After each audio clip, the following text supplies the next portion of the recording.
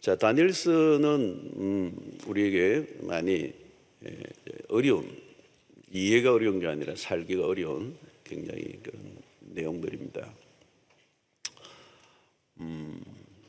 자, 오늘 이제 본문을 보면 이제 왕의 꿈을 풀어준 이 다니엘과 친구들이 그 바벨론의 왕실의 등용이 되죠. 사실은 인물로. 2장 48절 49절을 한번 보겠습니다.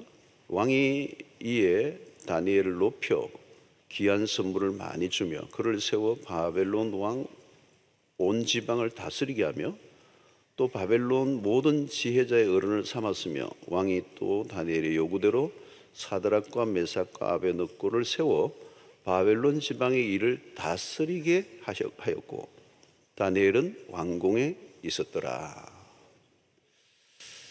다니엘과 다니엘의 친구들이 바벨론의 굉장히 중요한 요직을 맡았습니다. 이제 인정을 받은 거죠. 자, 그러자 공격이 시작되었습니다. 다니엘과 세 친구들은 왕의 신임을 받았지만 이제 또 다른 어려움이 이제 시작이 된 것이죠. 왕이 주는 진미를 거절하는 것이 첫 번째 위기였고요.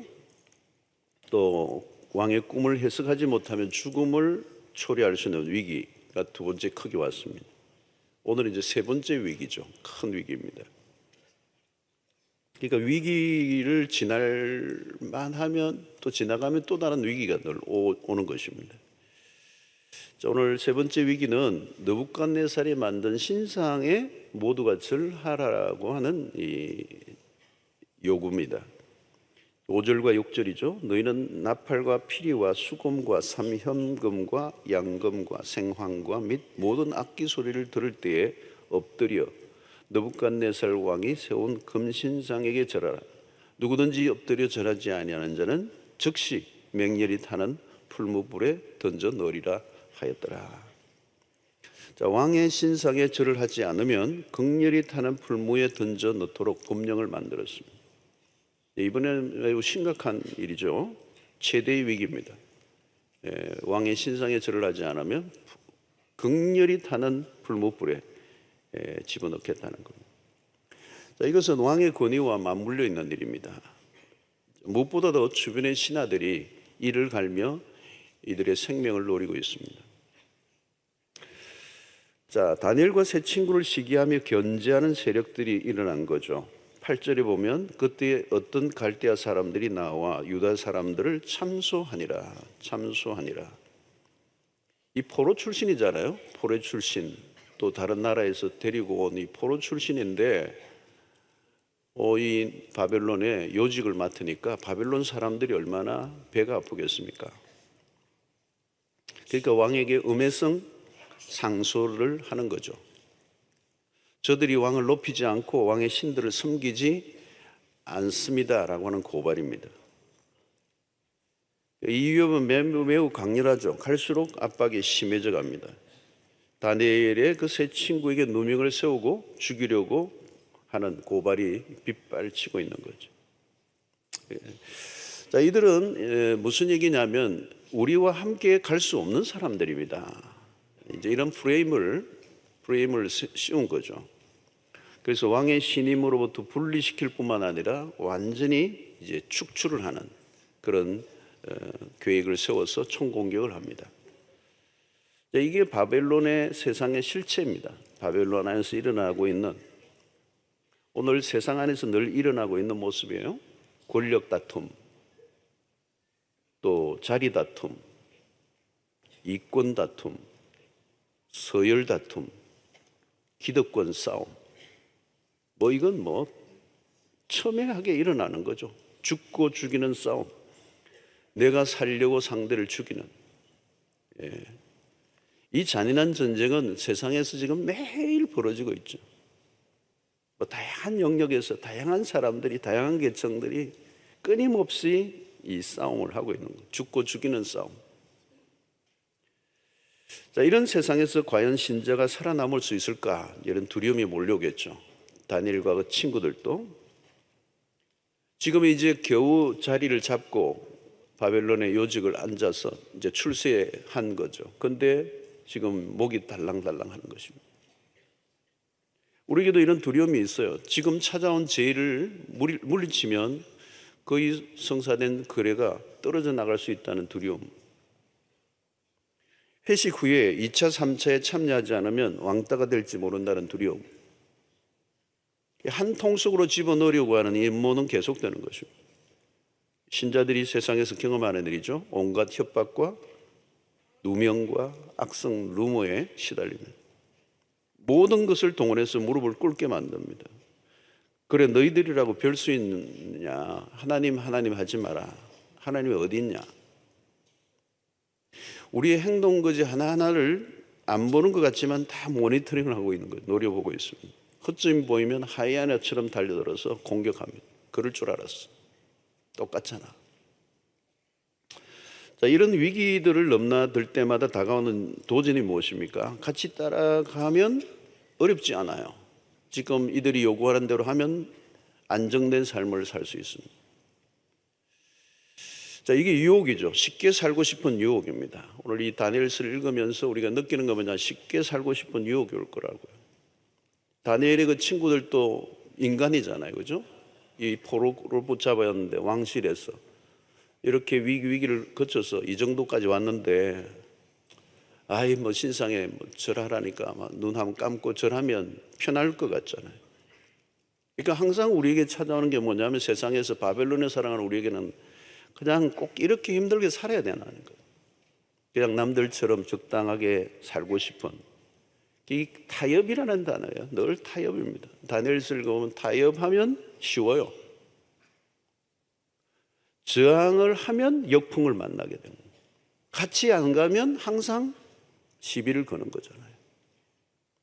하나님 백성답게 살려고 하면 이 대가를 지불해야 된다는 거예요.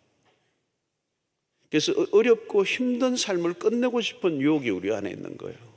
눈만 감으면 이 순간만 넘어가면 되는데 예수를만 안 믿었다면 간단하게 끝낼 일인데 예수를 믿기 때문에 이 힘든 길을 걸어가는데 과연 이게 계속될 때 여러분 우리는 세속적인 성공에만 눈을 돌리고 산다면 유혹은 어디에나 있어요.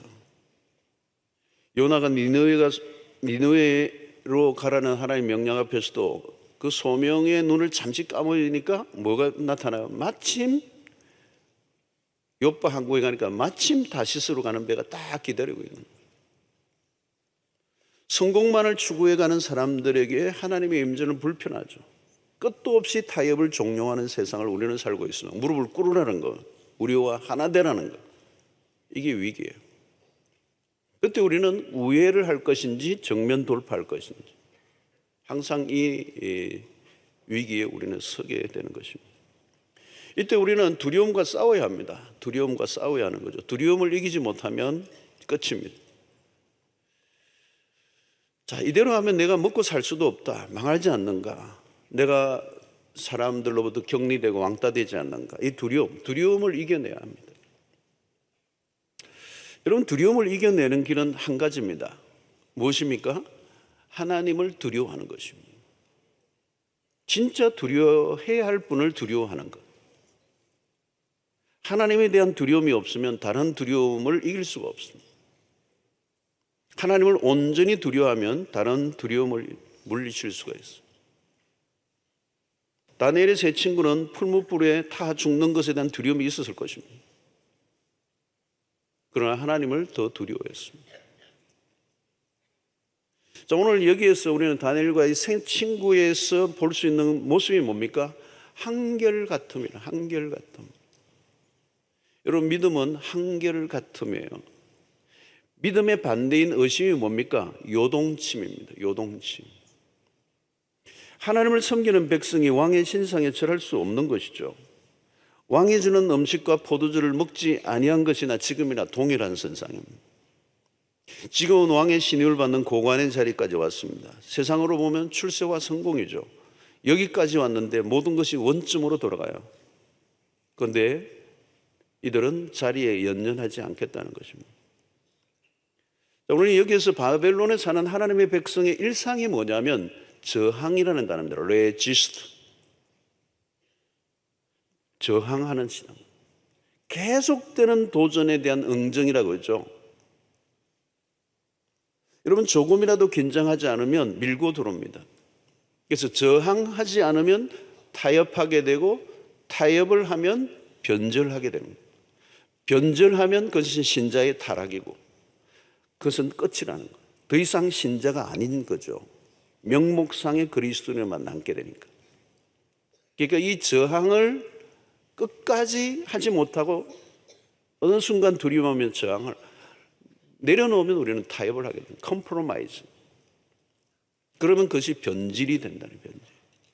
그 순간 명목상의 그리스도인에 남는 것이지 이빨 빠진 홍아리 아무 소용이 없는 거예요. 자, 여러분, 오늘날 교회와 성도가 직면한 가장 무서운 공격은 무엇일까요? 여러분, 무엇이라고 생각하십니까? 오늘 이 시대에 가장 무서운 공격이 뭡니까? 오늘 우리의 신앙, 오늘 교회와 성도를 무너뜨리는 가장 무서운 공격이 뭐라고 생각하십니까? 2000년의 역사를 보면 교회를 무너뜨릴 수 있는 공격들이 수없이 일어났습니다. 2000년 역사 속에 교회가 그냥 온 게 아니고 수 없는 공격들을 받아오면서 오늘 2000년까지 그러나 교회는 다 이겨냈어요. 1세기의 로마 제국의 핍박, 거센 로마 제국이 그리스도인들을 핍박했어요. 여러분, 1세기의 기독교사를 보면 그 10대 황제 시대 때, 네로 황제 대표적인 이런 황제들이 그리스도인들을 무참하게 죽였어요. 뭐 별짓을 다 해서 죽였습니다. 화형도 하고 사자에 뜯겨 죽이기도 하고 뭐 검투사들을 불러내어서 죽이기도 하고. 그런데 아무리 핍박을 해도 카타콤을 땅굴을 만들어서 우리 북한에서 만든 땅굴하고는 비교도 안 돼요. 여러분, 로마의 그 지하의 그 카타콤은 미로예요. 지금도 뭐 보존이 되어 있지만 미로예요. 카타콤에 들어가서라도 땅 속에서라도 신앙을 지켜냈단 말이에요. 그러니까 어떤 핍박이 와도 기독교는 무너지지 않아요.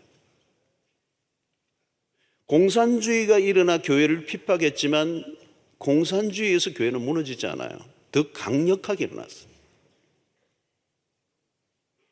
2000년의 기독교사에 무수한 이단들이 출현하고 교회를 공격해왔지만 교회는 이단들로 인해서 더욱더 신학적으로 정교해지고 더 체계화되고 더 발전되어 왔어요.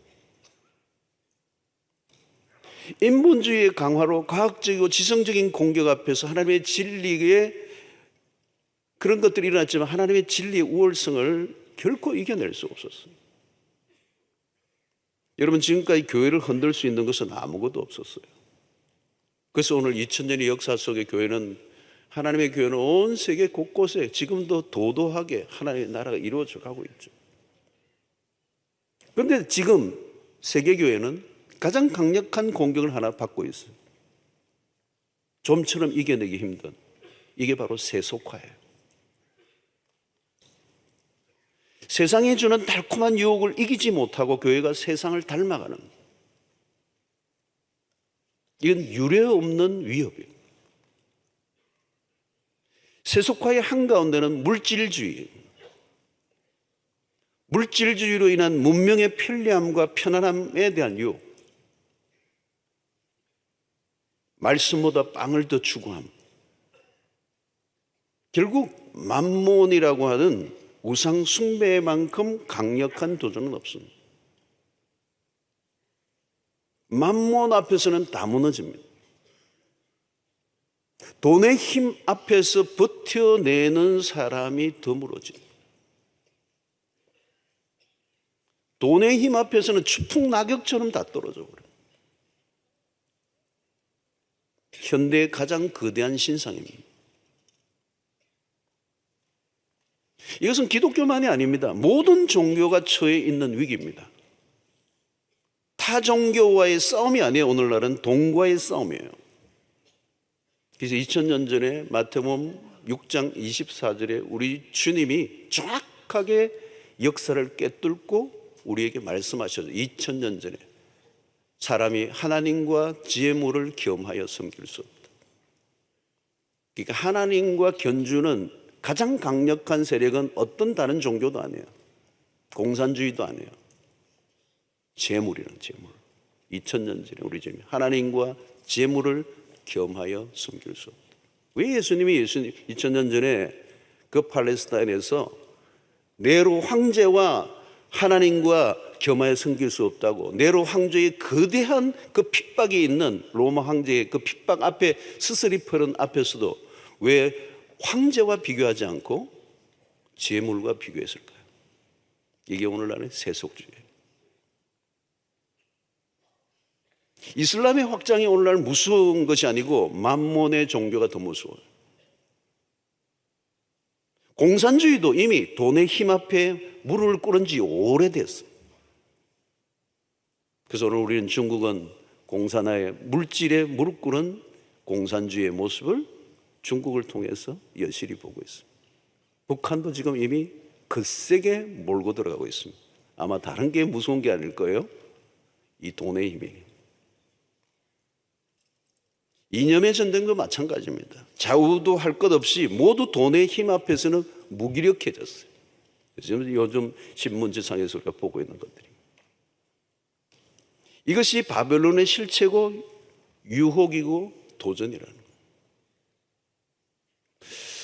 자, 여러분, 드디어 이 13절을 보면 갈대아 사람들의 참수에 결국 왕 앞에 끌려가죠. 사드락과 메삭과 아베노고가 왕의 신상에서 절을 하지 않고 오명을 어겼다는 것입니다. 느부갓네살 왕이 분노하여 사드락과 메삭과 아베노고를 끌어나오게 했습니다. 그러나 15절을 보면 왕이 호의를 베풀고 싶어 하죠.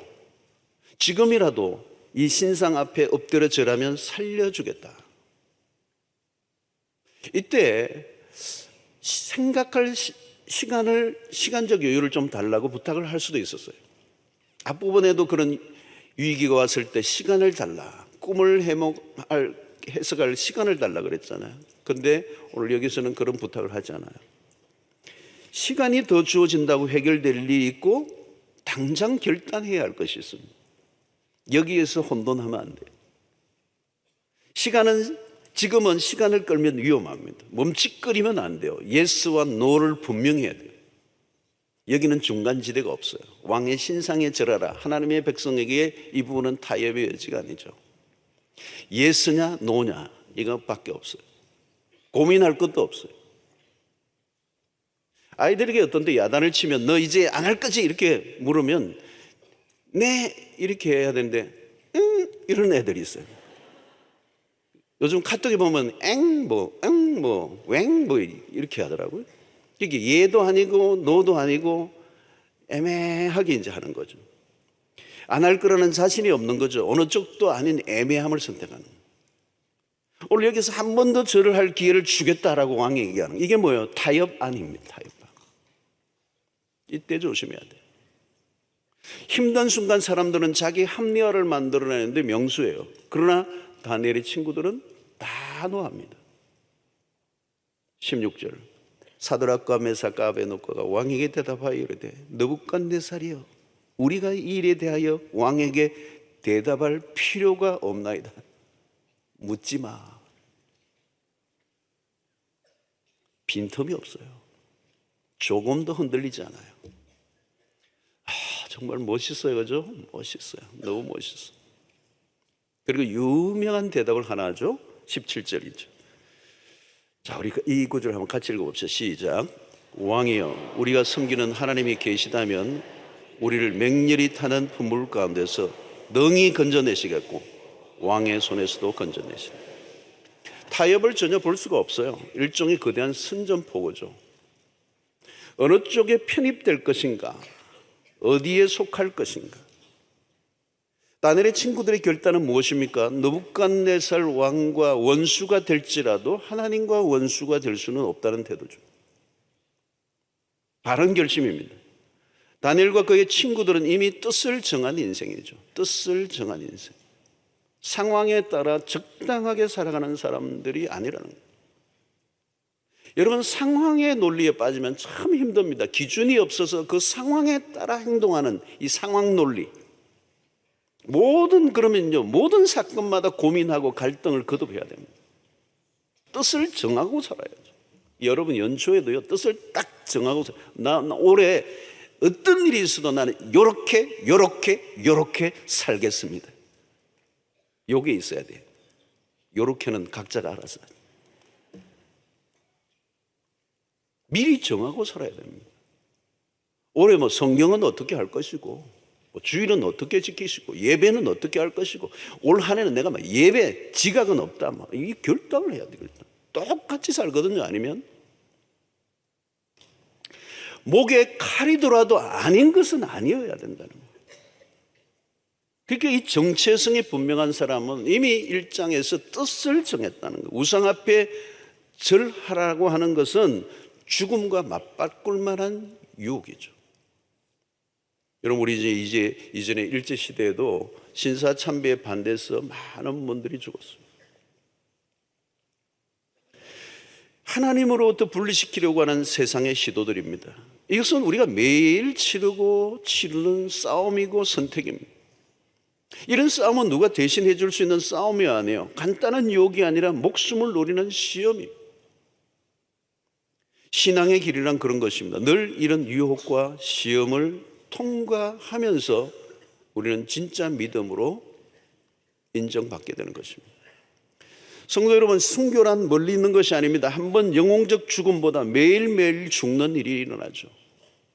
내가 어떤 결정을 할 때마다 내가 하나님의 편에 서면 손해를 봐야 되고, 바보가 되기도 하고, 왕따가 되기도 하고, 미움을 받기도 하고, 억울한 일도 생기고, 죽어야 할 일이 생겨요. 그게 순교입니다. 우리는 매일 순교를 해야 돼요. 자, 이러면 신앙의 위기의 실체는 세상을 닮아져 가는 것입니다. 요즘 위기는 신자와 불신자의 구별점을 찾기 힘들다는 데요. 여러분, 인터넷에서 리플에 가장 많은 이 지적 중에 하나가 뭐냐면 그리스도인들의 오만과 독선에 대한 지적입니다. 요즘 세상이 왜 자꾸 이렇게 건드리는가 하면, 시비를 거느냐면 기독교인들의 오만과 독선. 왜 그러면 오만과 독선으로 비추어졌을까? 그것은 우리는 무엇인가 그들과 다르다는 것을 강조했기 때문에 그래요. 세상은 기대하는 거예요. 교회는, 그리스도인은 달라야 하지 않느냐는 거죠. 불교나 다른 데는 그런 시비 안 걸거든요. 너 예수 믿는데 그 모양이냐 이런단 말이에요. 뭔가 다르다는 것처럼 행동했는데 알고 보니 다른 게 하나도 없더라는 거예요. 여기에서 이제 안 믿는 사람들이 화가 난 거예요. 우리를 곤혹스럽게 하는 것입니다. 믿지 않는 사람들 앞에서 무기력한, 세상 앞에 저항하지 않고 다르게 살기로 작정하지 않고 너무도 무기력하게 무릎을 꿇었기 때문에, 똑같은데 뭘 다르다고 너희들 야단 법석을 떨었느냐는 거예요. 아픈 얘기예요. 교회를 다니는 것 외에 우리와 다른 게 도대체 뭐냐는 거예요. 주일날 성경책 들고 다니면 다냐는 거예요. 월요일 아침부터는 세상 눈치 보며 적당히 타협하며 우리와 똑같이 돈 좋아하며 살던데 뭘 그렇게 얘기하는 거예요. 우리보다 돈 더 밝히던데 이러는 거예요.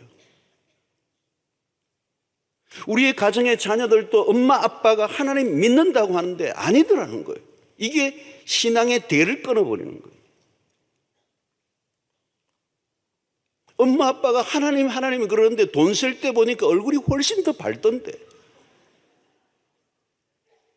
기쁨이 넘칠 때는 돈 가졌을 때인데, 그걸 본 거죠. 여러분, 다음 세대 아무리 부자돼도 딴 게 아닙니다. 주일학교가 교육하는 게 아니고요. 가정의 신앙 개성은 가정에서.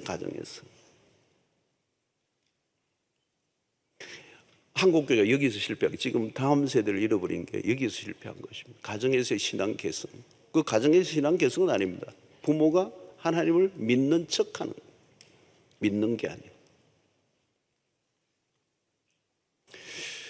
오늘 18절을 여러분 주목하십시다. 오늘 이 구절의 핵심이죠. 우리가 잘 아는 것입니다. 우리가 같이 한번 읽어보겠습니다. 시작.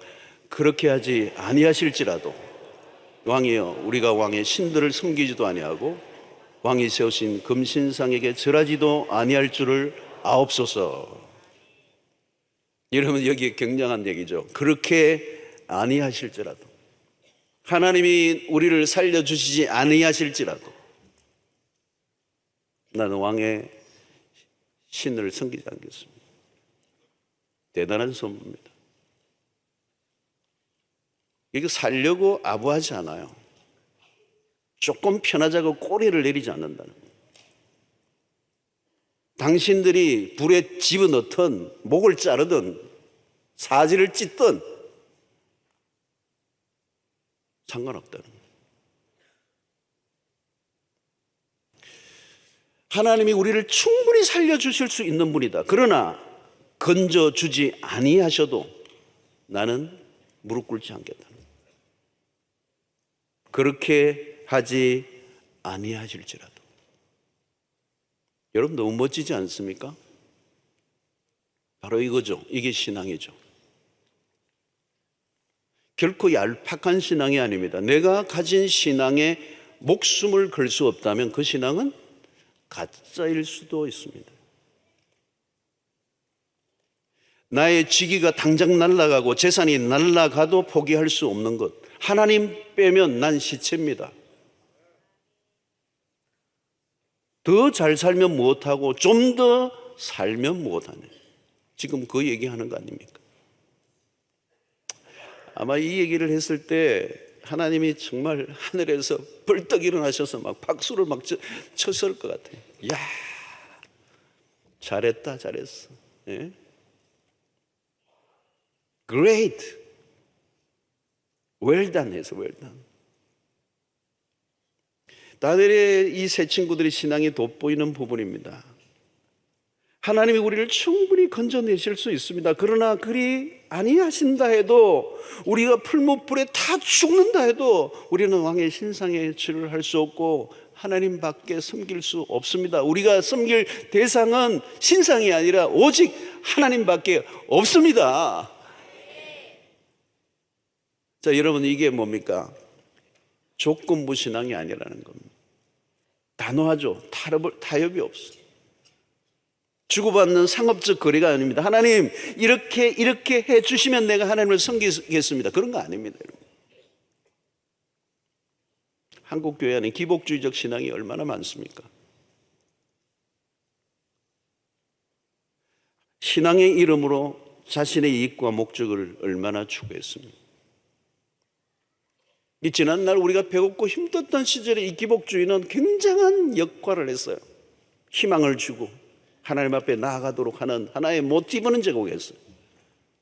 그런데 이 기복주의에 머물러 있었어요. 그러니까 어떻게 됐어요? 돈이 들어오니까 목적이 이루었어요. 하나님을 더 찾을 일이 없는 거예요.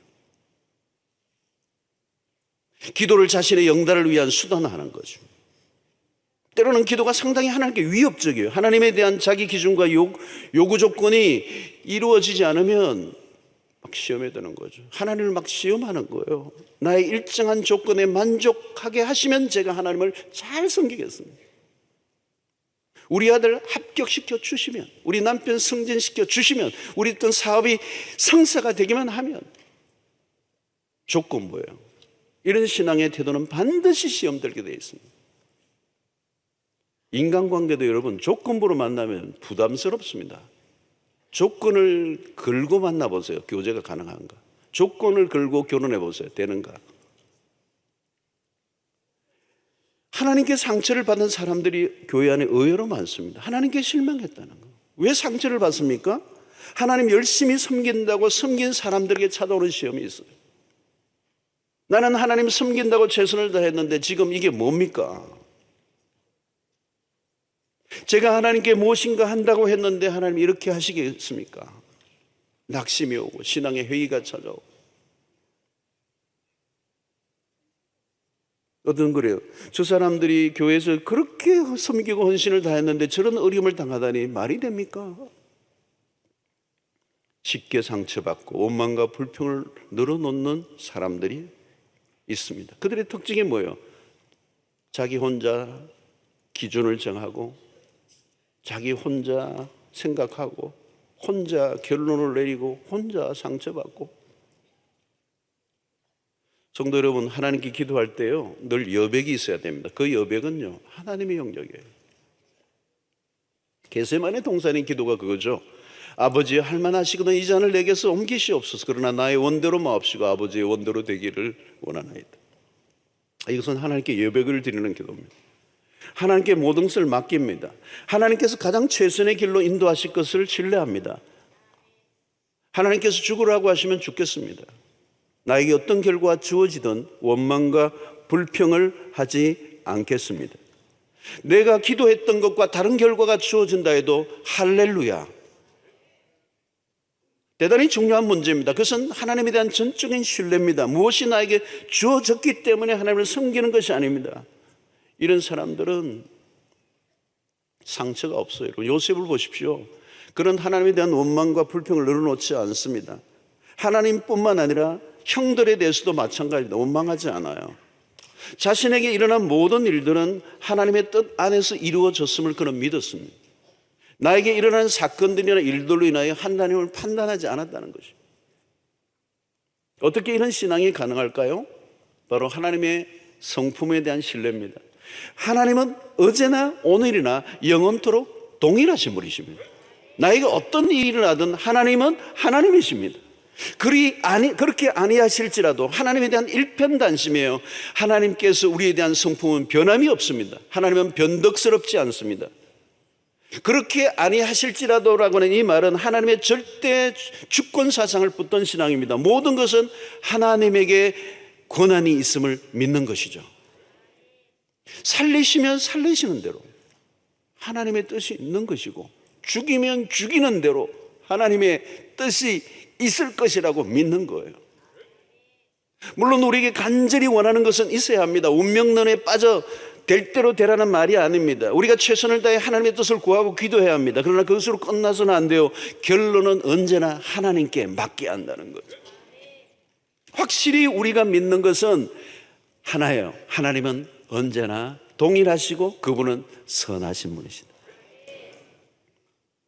여러분, 쉽게 요동치고 신발을 바꾸는 시대입니다. 인간관계에서도 절개가 없어요. 남자도 여자도 절개를 너무 쉽게 저버립니다. 호세아에서 나오는 고멜과 같은 거죠. 이스라엘은 행음한 여인들이었습니다. 다니엘과 그의 친구의 모습에서는 그런 것들을 볼 수가 없어요. 신앙의 아름다운 절개입니다. 나는 어떤 경우에도 하나님에 대한 마음을 바꾸지 않겠습니다.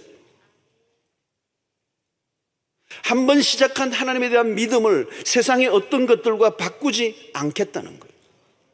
요지부동, 견고함, 시종일관, 일편단심. 우리 인간관계도 그랬으면 좋겠어요. 처음에는 막 좋아 죽겠다고 하다가 나중에는 욕을 하고 싸우고 헤어지고.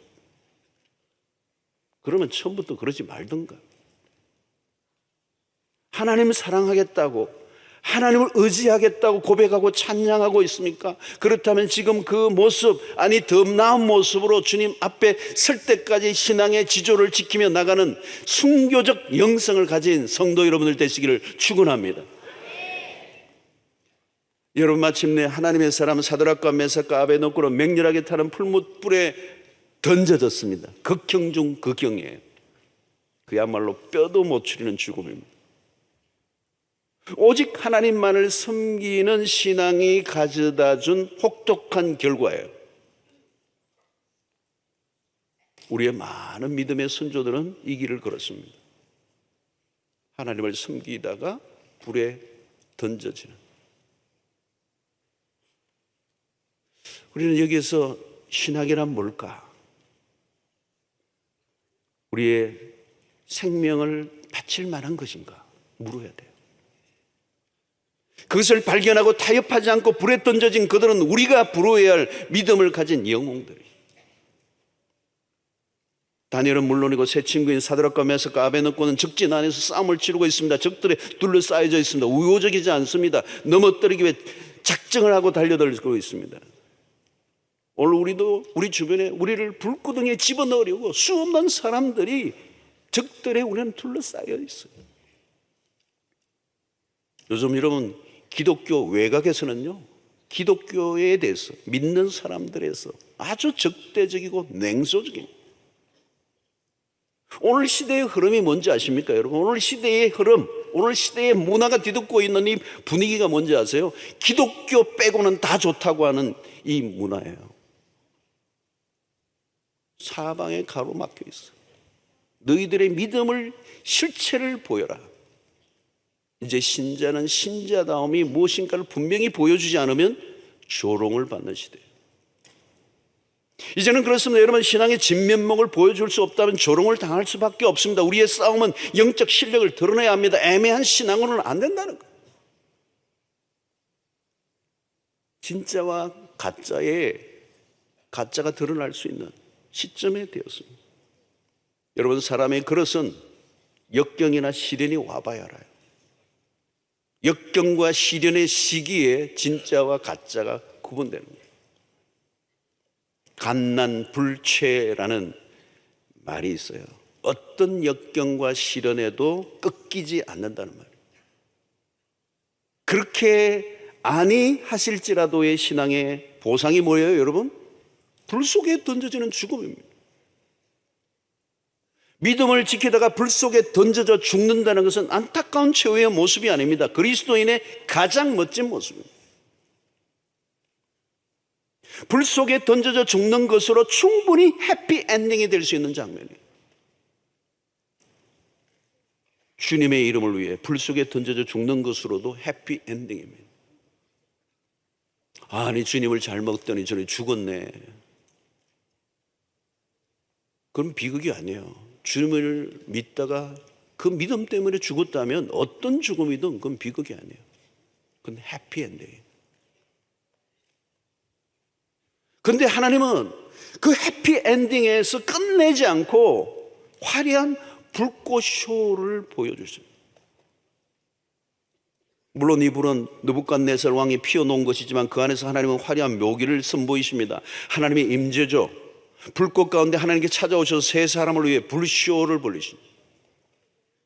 그 클라이막스는 뭡니까? 불이 춤을 추던 맹렬히 타오르는데 사드락과 메삭과 아베네고 세 사람은 머리털끝 하나 걸리지 않는 메이드 헤븐 특수 방탄복을 입혀줍니다. 하나님의 사람은 하나님의 손에 모든 게 결정됩니다. 그들은 불꽃 속에서 불을 경험한 것이 아니라 진짜 불이신 하나님을 체험한 것입니다. 완벽한 보호예요. 옷이 걸리지도 않고 불탄 냄새도 없었다. 완벽한 보호. 이사야 43장 2절의 말씀과 같아요.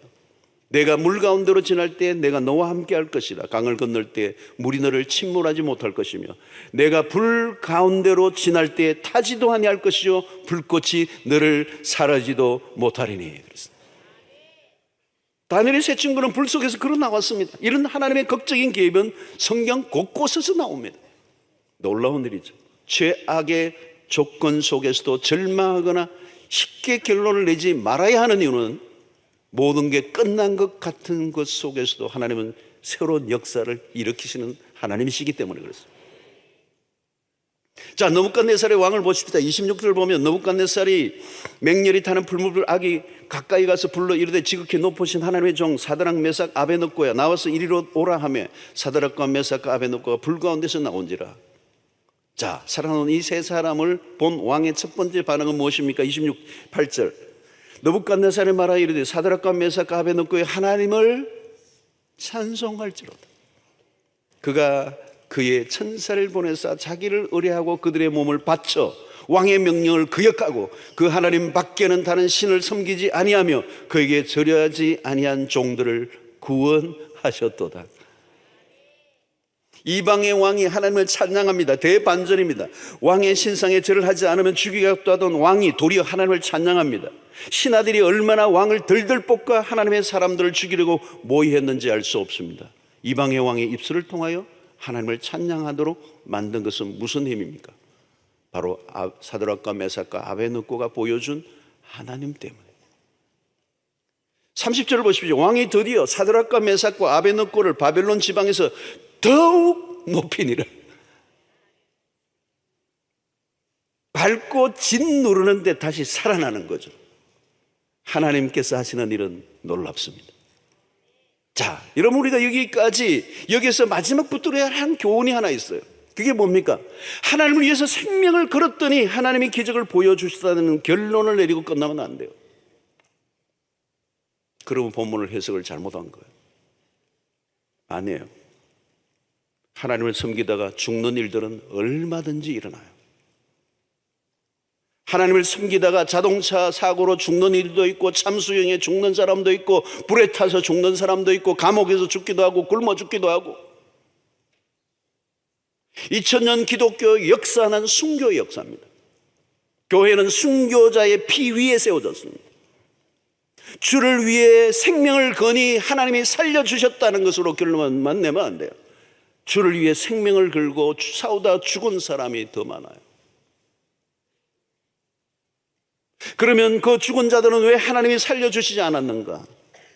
여기에서 우리에게 주시는 메시지의 핵심은 주를 위해 살았더니 하나님의 적절한 보상을 주신 이야기를 지금 다니엘서는 하고 싶어 하는 게 아니에요. 오늘 이야기의 핵심은 하나님이 살려주시든 죽이시든 우리가 할 일은 하나님을 위하여 생명을 거는 삶이어야 한다는 거예요. 우리에게 무슨 일이 일어나든지 하나님은 언제나 오르신 분입니다. 여기에 대한 확신을 갖고 계십니다. 우리에게 무슨 일이 일어나든지, 어떤 불이익이 일어나든지, 생명을 걸고 주를 위해 살았더니 이 정도의 보상을 하나님이 주셨다는 간정류만 믿고 살면 안 된다는 거예요. 죽을 수도 있어요. 얼마든지. 그럼에도 불구하고 그렇게 아니하실지라도 그거예요. 언제나 하나님의 선택과 결정은 옳으시다. 하나님이 하시는 일은 완전하시다 하는 것을 우리가 받아들여야 돼요. 하나님은 그렇게 하시고도 남으시는 분이시다. 사랑하는 성도 여러분, 신앙은 늘 모험입니다. 무슨 일이 일어날지 알 수 없어요. 용기가 필요합니다. 손해볼 수 있어요. 때로는 이익될 수도 있어요. 하나님이 분에 넘치는 보상을 주실 수도 있고 아닐 수도 있습니다. 오히려 세상 속에서 사는 그리스도인들에게는 불이익이 더 많습니다. 억울한 일이 더 많아요. 세상은 참으로 악합니다. 신자로 산다는 것은 악한 자들에 의해서 더 많은 피해를 입고 사는 게 정상입니다. 우리의 기도가 거절되는 듯한 느낌을 받을 때가 많습니다. 그러나 그렇게 하시지 않을지라도 우리는 주님을 여전히 섬기겠습니다. 하나님은 언제나 하나님이십니다. 우리가 믿는 게 있습니다. 로마서 8장 28절이죠. 하나님을 사랑하는 자, 곧 그의 뜻대로 부르심을 입은 자들에게는 모든 것이 합력하여 선을 이룰 것을 믿습니다. 그 선은 하나님의 손에 달려있음을 믿습니다.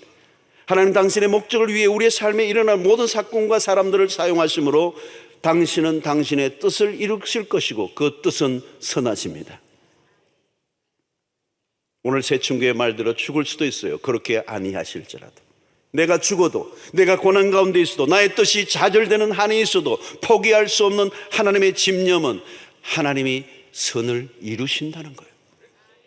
천만인이 나를 넘어뜨리려 해도 상관없어요. 아무리 적들이 나를 죽이려고 해도 그들 때문에 죽는 게 아니에요. 죽여도 하나님이 죽게 하신 것이고, 바울 사도의 고백처럼 죽는 것도 유익함이라고 하는 이 고백이 우리 안에 있을 때 우리를 이길 자가 없을 줄로 믿습니다. 특별히 오늘 우리는 누구입니까? 부활신앙을 가지고 있습니다. 아마 이들도 부활의 신앙을 가지고 있었겠죠. 그러나 오늘 신약시대에 하나님의 백성들은 더 명확한 부활의 신앙을 그리스도를 통하여 가지고 있습니다. 나를 믿는 자는 죽어도 살겠고, 이 죽음을 두려워하지 않는 믿음의 사람들, 우리의 삶에 수없이 찾아오는 수없는 타협 안에도 우리는 지조를 지키고 하나님의 백성답게 그리스도의 이름과 그 영광을 위하여 생명을 기꺼이 내놓기를 결단하는 믿음의 사람들로 이 세상 속에 살아가 수없이 무릎 꿇게 하는 수없는 그 잘난 몇 푼의 돈에 무릎을 꿇게 만드는 이 세상의 달콤한 유혹에 무릎 꿇지 않고, 굶으면 죽으면 하나님이 굶어 죽이신다고 믿고 그 뜻이 선함을 믿고 타협하지 않고 저항하고 사랑하는 주의 백성들이 되시기를 주의 이름으로 축원합니다. 자, 오늘 말씀을 생각하며 기도하시다 우리 돌아가도록 하겠습니다. 오늘 말씀을 잘 생각하고 묵상하며 하나님 앞에 그렇게 살게 하여 주시옵소서. 주여 세 번 외치고 기도하며 나아가도록 하겠습니다.